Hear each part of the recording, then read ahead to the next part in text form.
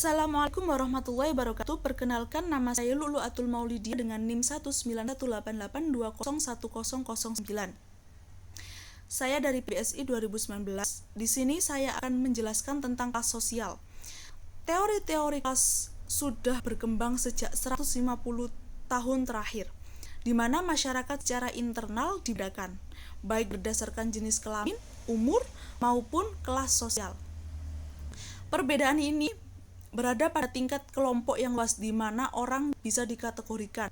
Marx menghubungkan struktur sosial dengan posisi individu dalam kaitannya dengan alat produksi. Dia mendefinisikan bahwa kapitalis adalah mereka yang memiliki sarana produksi. Kapitalis adalah mereka yang memiliki produksi, mereka dari golongan kelas atas. Sementara yang harus menjual tenaga kerja mereka kepada kaum kapitalis adalah kaum proletar, yaitu masyarakat kelas 2 setelah kaum kapitalis.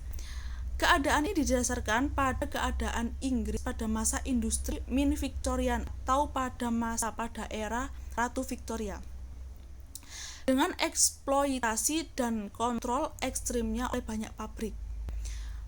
Masa ini adalah masa di mana adanya perubahan sosial dan teknologi yang disebabkan oleh revolusi industri. Weber dan Marx melihat kelas didasarkan pada kondisi ekonomi yang ditentukan secara objektif.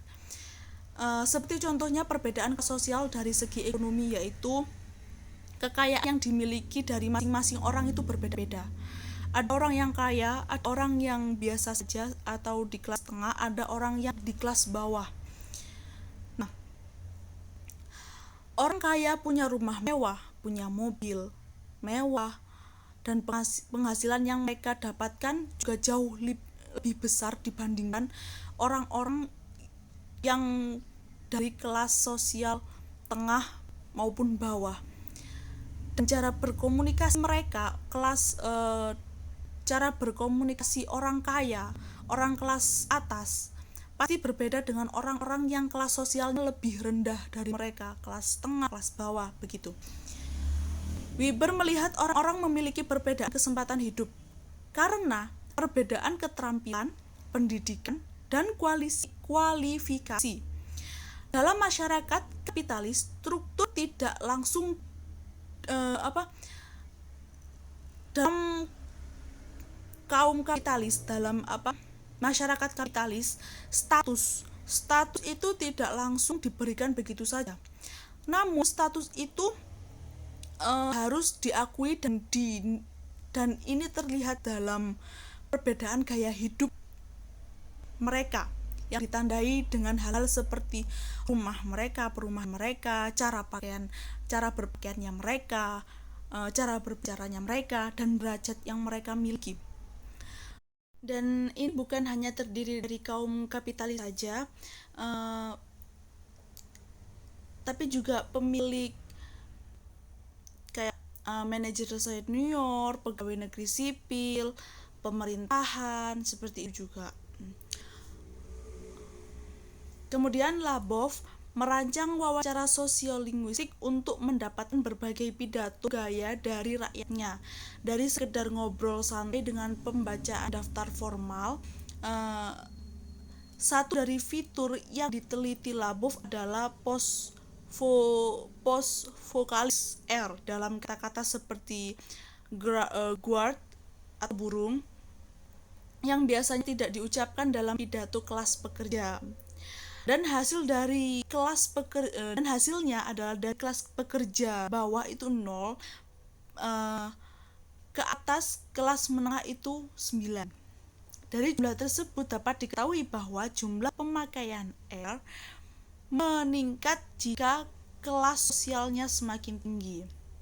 Kanadian menyebut bahasa kelas yaitu dipekerjakan oleh orang awam, politisi, dan komentator sosial sama, dan bangkit dalam statistik survei menurutnya. 3 pandangan dasar dibedakan secara hierarki yang merupakan bagian dari keseluruhan model kelas sebagai kelas atas, menengah, dan bawah. Jadi maksudnya adalah yang membedakan kelas masyarakat itu secara bertingkat atau hierarki. Hierarki itu ada bertingkat yang berwujud dari kelas tinggi, tengah, kelas sedang, dan kelas rendah. Amerika fungsionalisme berkembang dari gagasan Emil Durkheim bahwa pekerjaan orang mempengaruhi ikatan sosial mereka sedemikian rupa sehingga pengalaman sosial mereka tercetak dan batasi oleh mereka sendiri. Dari sini kelompok sosial dengan berbagai kepentingan nilai muncul di sepanjang garis pekerjaan. Maksudnya adalah kelas sosial bisa dilihat dari pekerjaan yang mereka jalankan, seperti yang dikatakan oleh Parsons, seperti status dokter lebih tinggi daripada perawat, dan secara langsung terhubung dengan pertimbangan ekonomi dan jelas pendapatannya jauh berbeda. Kesimpulannya yang dapat saya ambil dari pengertian para ahli di atas, yaitu kelas sosial itu dapat diartikan meliputi berbagai aspek. Di antaranya adalah perbedaan kelas sosial yang dilihat dari segi pembedaan kelas masyarakat secara bertingkat, yaitu hierarki yang terwujud pada kelas tinggi, tengah dan rendah. Kemudian membedakan berdasarkan kelas ekonomi, dapat dibedakan dari kelas ekonomi, yang mana dapat dibedakan dari segi kekayaan yang dia miliki. Contoh, orang kaya punya mobil mewah, rumah mewah, bisa membeli apapun yang dia punya, dia mau, dan lain sebagainya. Ini berbeda dengan keadaan sosial yang dialami oleh orang kelas sosialnya yang di bawahnya, di tengah ataupun di bawah. Lalu kelas sosial dapat dibedakan dari segi ekonomi, pendidikan, dan pekerjaan. Dalam segi ekonomi adalah seperti yang tadi sudah saya jelaskan. Lalu dalam segi pendidikan seperti contoh kegiatan belajar anak SD dan anak SMP itu kegiatan belajarnya berbeda. Cara mereka belajar berbeda, cara berpikir mereka berbeda, apa yang mereka sukai juga berbeda, tutur kata mereka juga berbeda, atau mungkin juga perbedaan orang yang sekolah dengan orang yang tidak sekolah itu berbeda. Ini juga dapat dilihat ya perbedaannya. Dari kelas sosial berdasarkan pekerjaan, yaitu pangkat yang ada yang didapat dalam lingkungan kerjaan itu. Pangkat seperti ketika kita dalam pekerjaan seadanya, tentara angkatan darat, terdapat pangkat-pangkat, ada yang jenderal besar, terus tingkatannya ada yang jenderal besar, terus jenderal, terus letnan jenderal, mayor jenderal, sampai paling bawah sendiri yaitu prajurit 1, 2 dan lain sebagainya. Kemudian membedakan berdasarkan karakteristik lingkungan sosial. Maksudnya adalah lingkungan sosial mereka yang menentukan kelas sosial mereka. Seperti contoh, ketika saya mengadakan suatu acara, katakanlah saya mengadakan pesta pernikahan. Saya dari kelas menengah, tapi teman-teman saya, undang-undangan saya, ada yang dari kelas atas, ada yang kelas tengah, ada yang kelas bawah. Otomatis ketika mereka datang di acara resepsi saya, acara pernikahan saya yang saya adakan, otomatis orang-orang ini punya pola pikir berbeda, cara berpikir berbeda, dan lain sebagainya, perbedaan dari mereka. Contoh, saya dari kelas menengah, teman saya ada yang dari kelas menengah, mereka berpikir, oh ini pantas pestanya bagus, besar gitu. Orang yang dari kelas rendah, wah ini mewah sekali, seperti itu. Terus orang yang dari kelas atas, biasa aja. Kenapa? Karena mereka ada yang lebih mewah dari itu, seperti itu.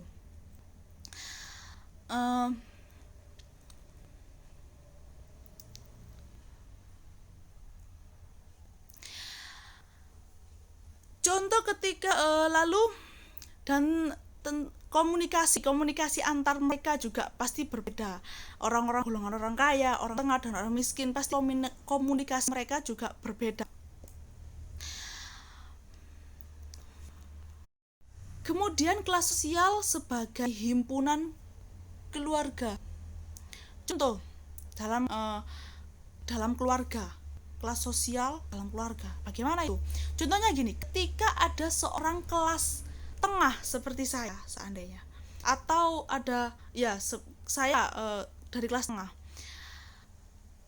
menikah dengan seseorang di kelas atas, otomatis saya sebagai istrinya atau saya akan memasuki keluarga suami saya harus menyamakan pola berpikir saya, gaya hidup saya dengan pasangan saya. Saya dari kelas tengah, saya biasa aja.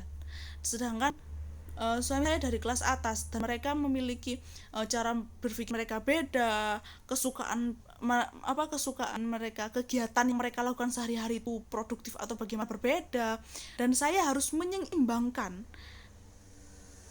diri saya yang dari kelas menengah ini dengan posisi kelas sosial suami saya, yaitu dari kelas atas. Saya harus bisa menyeimbangkan kelasnya.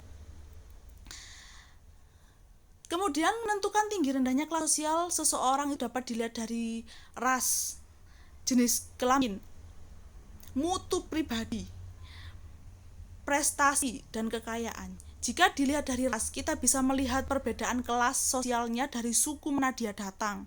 Ada yang dari suku Jawa, Madura, Sunda.